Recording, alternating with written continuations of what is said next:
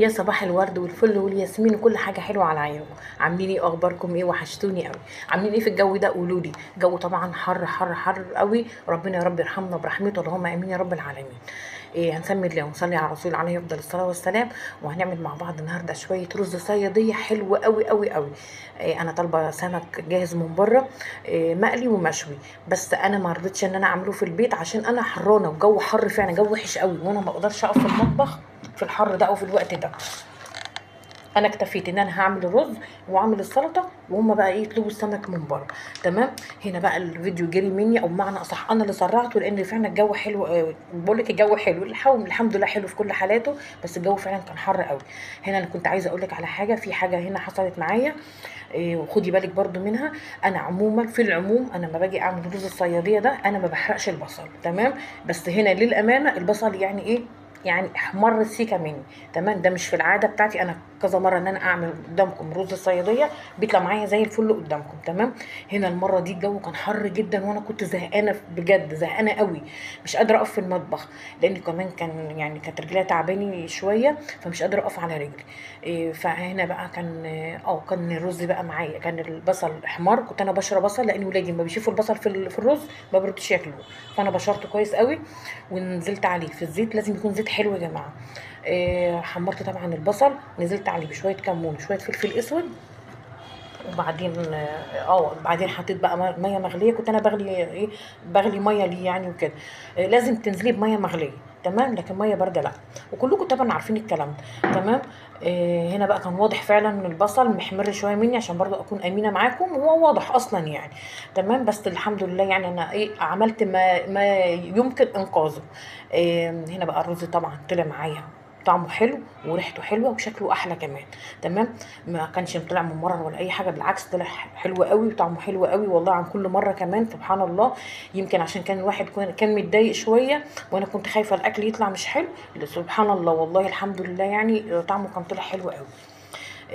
هنا بقى كنت انا عملت كمان رز ابيض جنب السمك المشوي، لان عند حد من ولادي ما بيحبش الرز الصياديه.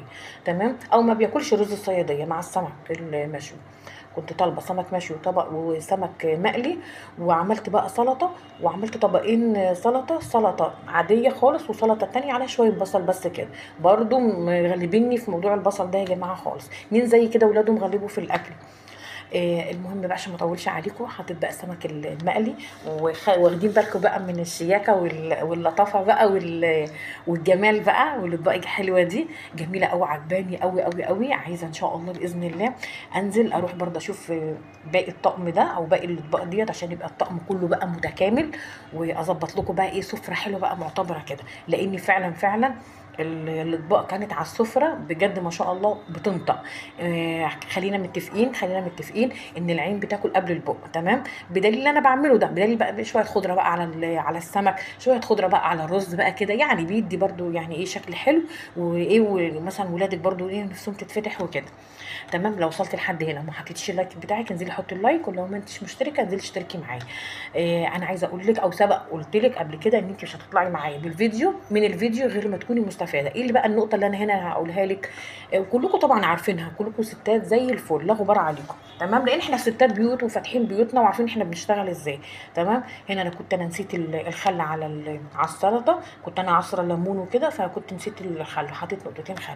خدتي بالك انا هنا بقرب لك الكاميرا من حبايه الرز. ليه بقى؟ كل ما بتخدمي الاكل كل ما بيكون حلو. الخامه بتاعته حلوه، الخدمه بتاعته حلوه. بمعنى ايه الخامه؟ بمعنى بقى ايه الخدمه؟ بمعنى ايه بقى الكلام الكبير اللي انت بتقوليه ده بقى؟ بصي بقى يا ست الكل، انا منزل اجيب مثلا اجيب الرز بتاعي، لازم اجيب الحبايه الحلوه. على فكره في رز حبايته حلوه ورز سايب مش مغلف، بيبقى حلو ورخيص، يعني ب 30 جنيه مثلا 29 ب 28، مش هتفرق يعني الجنيهات دي. تمام. بالحبايه بتاعته بتبقى حلوه، بتبقى مصححه، بتبقى حلوه، بتخدمك في الاكل. ما تاخدوش بالكم من اللي في الارض ده. بتخدمك في ايه؟ وانت بتغرفي مثلا رز او بعد ما يتطبخ، بيبقى يبان حلو، ما بيبقاش مكسر معاكي، وما بيبقاش معجن كمان معاكي. الطماطم السلطه هنا، هاتي السلطه اللي هي هاتي السلطه اللي هاتي الطماطم اللي هي الجامده، اللي هي الناشفه دي بتاعت السلطه. لكن هتجيبيها طريه هتلاقي السلطه معاكي كده ايه، يعني طريه كده ومش شكلها مش لطيف يعني. تمام. السمك برضو كل ما بتجيبيه طازه كل ما بتجيبيه حلو، بيبقى برضو يفرق معاكي في الطعم، بيفرق معاكي برضو في الشكل وكده. تمام. دي الاستفاده اللي انا قلت لك عليها، ومعظمنا كلنا عارفينها. انا كلامي يا جماعه بيبقى موجه دايما دايما للبنات اللي هم لسه صغيرين، او البنات اللي هم لسه في بدايه حياتهم، او مثلا ايه لسه بقى ايه يعني بيشوف بتتفرج على فيديو عايزه تستفاد منه، يبقى انت برضه تطلعي باستفاده مني. اشوفكم